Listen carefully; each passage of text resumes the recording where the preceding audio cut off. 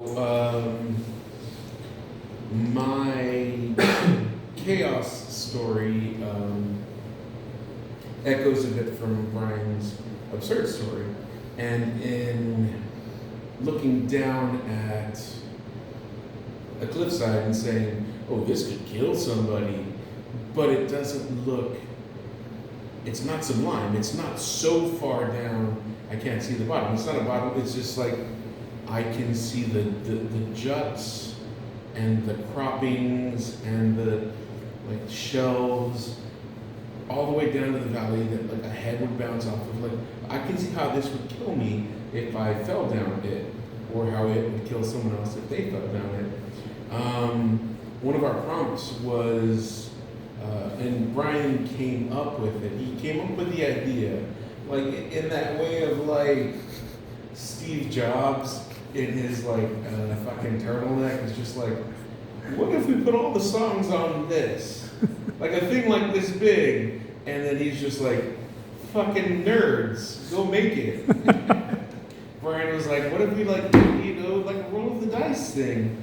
And I was just like, I can see that. And so I wrote it up. So I don't know whose idea it was, but mine came to be omniscient about a couple in on a holiday type thing.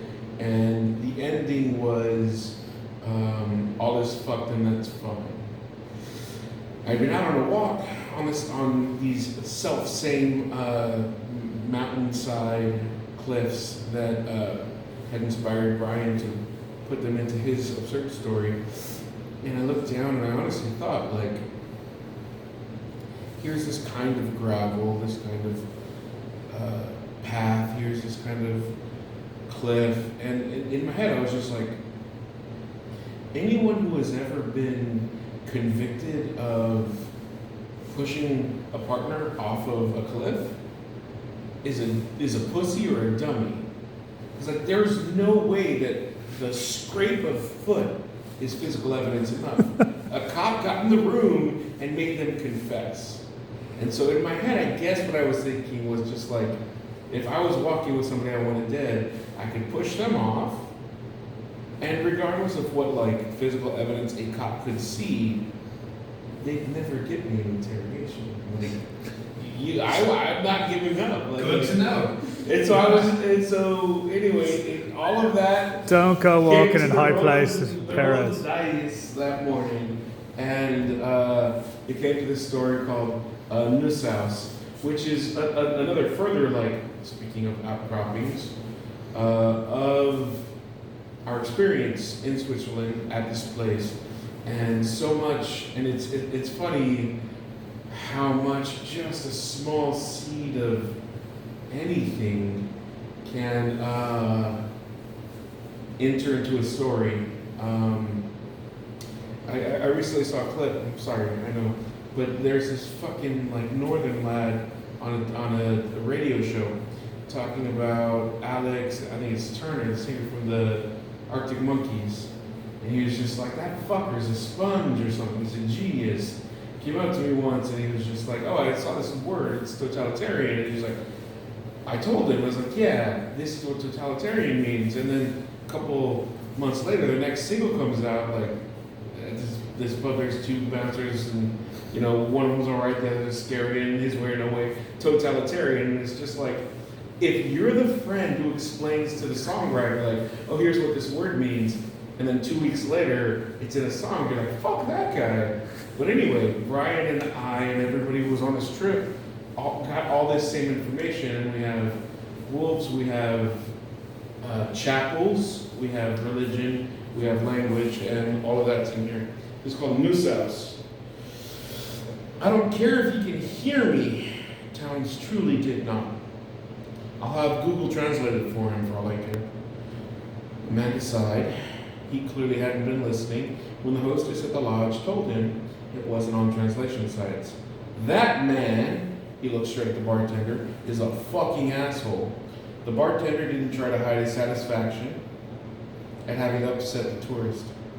Towns smiled wide and nodded at the bartender. no amount of playing dumb to nearly deny service to the American couple, no level of or dedication to feigning ignorance could hide that some good old American English had permeated the culture here, had breached the wall that was the old oak bar counter over which this fucking asshole reigned. Amanda would normally have cut him off here, but the drag of chair legs on the old wooden floor drew her attention to the two men who had sat not speaking a word to one another over the while, making quick work of 3 beers each.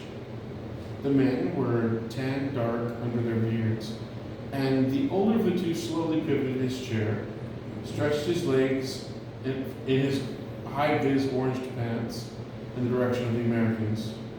The bottoms of his boots thudded loudly on the floor, but Towns did not notice just then. Amanda was too scared to be annoyed with her husband. That's right, no English, kind of Deutsch, except for a fucking asshole. Towns had just about had it with their European vacation. Amanda didn't take her eyes off the workman, and the older man seemed to be studying her face, trying to read in her reaction some truth of what would explain this moment. This stop on their march up a mountain between one set of buildings around a chapel called a village and another one a few kilometers out and 400 feet of elevation up from it.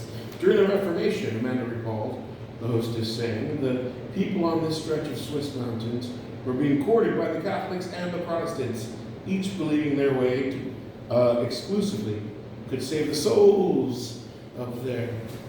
Whereas before, the faithful in these parts had to walk down the rocky hills for church services.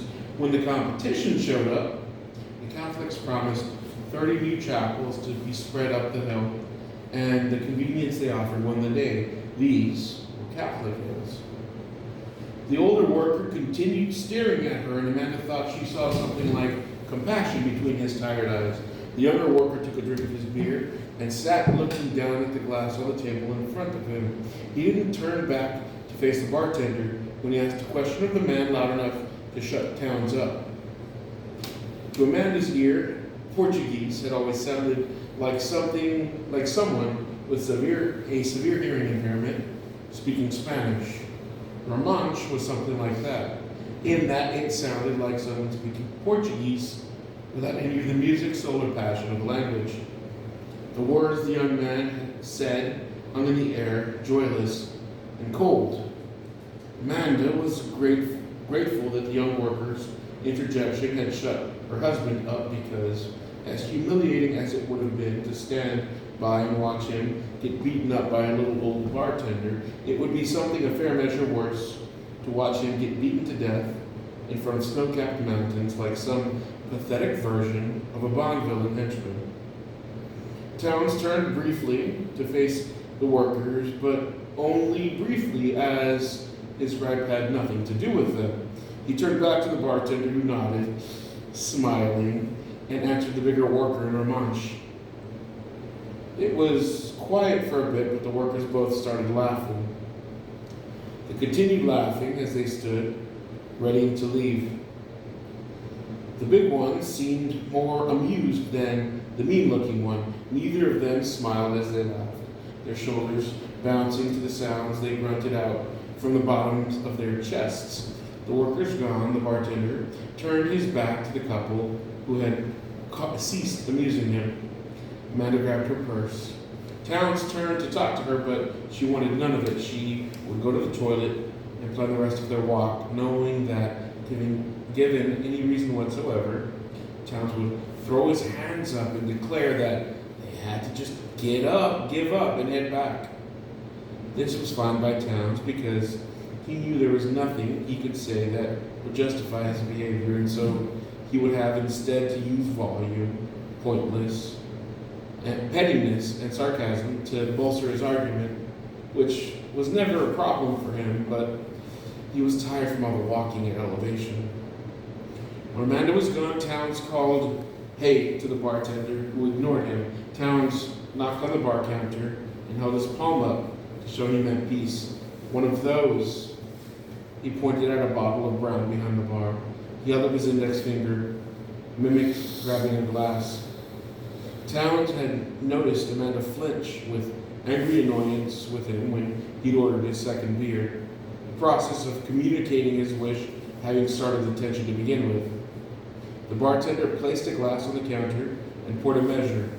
Whiskey? Town asked. The bartender cocked his head to the side, thought a bit. He shook his head no, but seemed to think the better of it because he nodded yes and kept bopping his head side to side to say, kind of not. This level of communication 15 minutes ago would have saved them all a bit of frustration. Towns pointed higher on the glass, asking for what had been a triple. The bartender looked at Towns, poured the drink, seeming to have recognized exactly who and what was sitting at his bar, understanding in a manner that transcended language and geography the need in Towns obviously didn't recognize the bottle the bartender poured from and couldn't read the label. But he drained the glass in one pull. The sweet burn served to weigh down his mind like an anchor and fell down his guts and tied him to the earth. He handed the bartender the glass and drank what was left of his beer bottle. Danke, he told the bartender. Ansi, the bartender said.